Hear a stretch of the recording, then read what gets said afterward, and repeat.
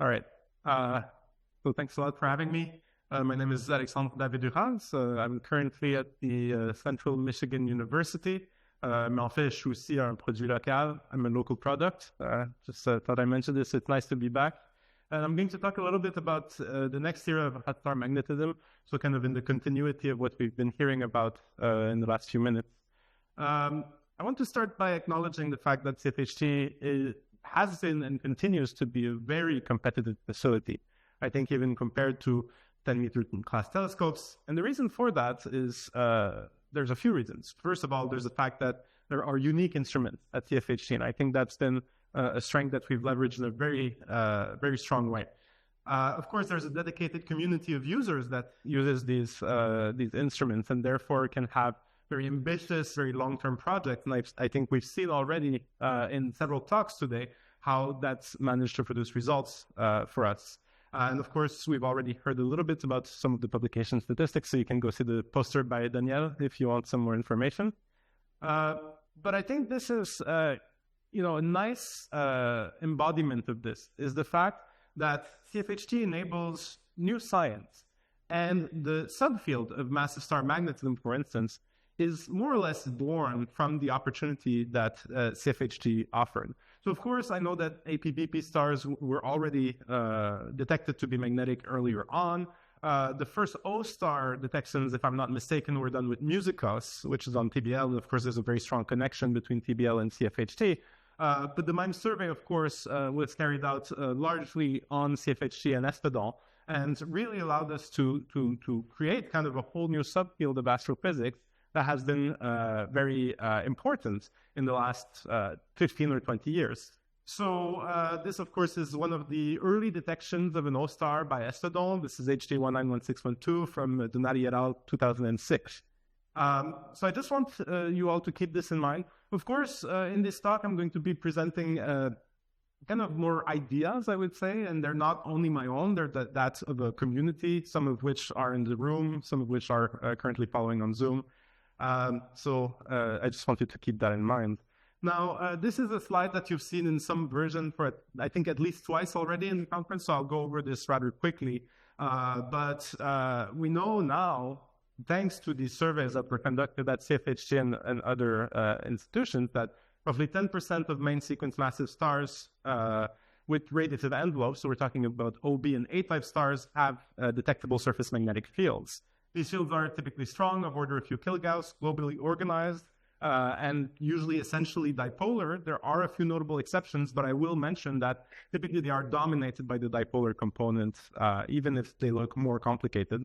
And stable over time scales of years to decades. Some of these stars have been observed over very long times, and as Tahali pointed out, they're understood to be fossil fields in the sense that they're kind of frozen in and don't vary over time. They're not being contemporaneously changed or perturbed by dynamo activity.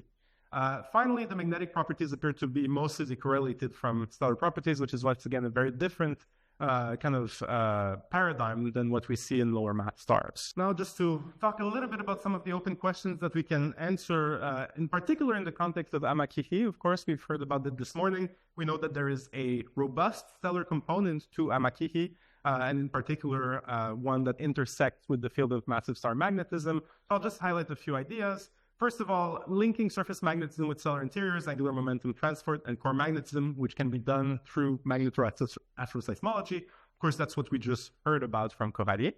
But then there's a few other things that we kind of want to understand. First of all, what is the origin of the field? And once again, we understand them to be fossil in that they're currently frozen in and they come from a previous stage of evolution. But very much like real-life fossils, you get all sorts of different fossils. You can get trilobite fossils, you can get dinosaur fossils, right? And so there are a few hypotheses as to what created them in the first place. So you could have kind of primordial fields created during the pre-main sequence. So we have some nice work here from David-Uraz in 2019 that shows that maybe some of the intermediate mass stars go through fully convective phases before they reach the main sequence and could generate magnetic fields in that way. Of course, a scenario that's been quite popular in recent years is that of stellar mergers, which we'll get back to in a moment. And I think that's been increasingly promising. Of course, these are not mutually exclusive. You might have a few viable channels to form magnetism, And so we want to be able to distinguish between these. Of course, there's also the idea that there might be a bistability mechanism that plays a role into this 10% incidence of massive stars that have magnetic fields that are detectable at their surfaces.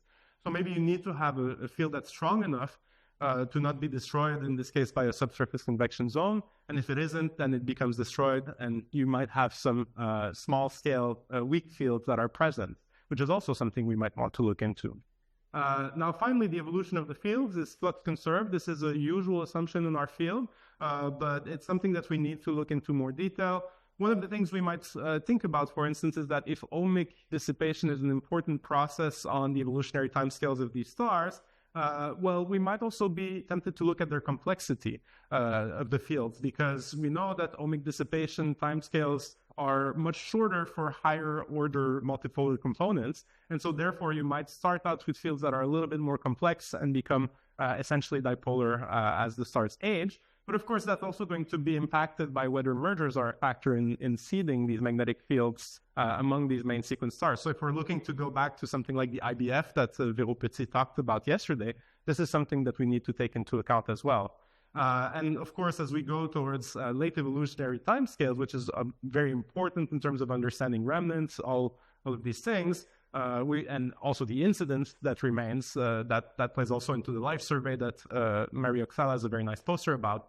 These are all things we want to understand. So magnetic characterization becomes extremely important for these stars, and that also connects to the poster by Christy Erba. And so we want to have a good set of observations for the stars. And here's just a plot showing the idea that flux conservation might be true for intermediate mass stars, maybe less so for high mass stars, but this is all based on very small number statistics. So this is a result that we want to be much more robust in order to understand what's happening. So the discovery case with Wenaokeao, of course, is very interesting. You've got the simultaneous use of Spirou and Estodon that allows you to have more lines, better signal. The bracket series lines are also wind sensitive, so that gives you another dimension of probing the magnetospheres of the high mass end of these stars. And it solves many existing issues with scheduling, so we've heard a little bit about that, but it makes these monitoring campaigns possible. And we know that more ambitious programs tend to yield higher scientific productivity. That's been mentioned earlier yesterday. And so in the context of Amakihi, it makes sense to have a strong component of magnetic massive stars. Now, looking ahead, I'll just mention very quickly the future of spectropolarimetry. A lot of it goes through space, right? So there are several space missions that are planned that will have some component of spectropolarimetry, either in the UV for Castor and Pulsar, or also including the visible for Arago, and also including the near-infrared for Pollux. But one really important thing to notice is that if we look at our ground-based spectropolarimeters, the future is a little bit uncertain, right? I think we're talking about Wenaokeao going into 2033 at the end of the lease at CFHT. Of course, there are also existing facilities at TBL and ESO, which are quite important. We don't know quite how long these will last. And then a lot of the missions that we're talking about are planned much later in time. So we're looking at a very possible gap in ground-based spectropolarimetry, which is of course, very important in terms of this time monitoring aspect of things, because, you know, if you think about HWO, it won't be possible to get these sequences of spectropolarimetry of stars, but also in terms of wavelength coverage, because Castor and Pulsar are only in the UV. So we're looking at a potential gap in visible and near-infrared spectropolarimetry. So I just addressing some of the things that have been mentioned about the long-term future of CFHT, I kind of want to maybe propose a different idea, and thinking that what we really need to do is to boldly go where we've gone before, but further, of course. And the idea being that a high efficiency optical near-infrared spectropolarimeter beyond the current lease that there could be some call for instruments that might be proposed at some point in the future. That could be one way of looking at things and perpetuating the legacy of CFHT that has been so instrumental to our field. So with that, I will say mahalo nui loa to all of you, to the organizers, and to the people of Hawaii whose partnership allows us to make this incredible science. Thank you. So one quick questions though online. Thank you. Thank you again.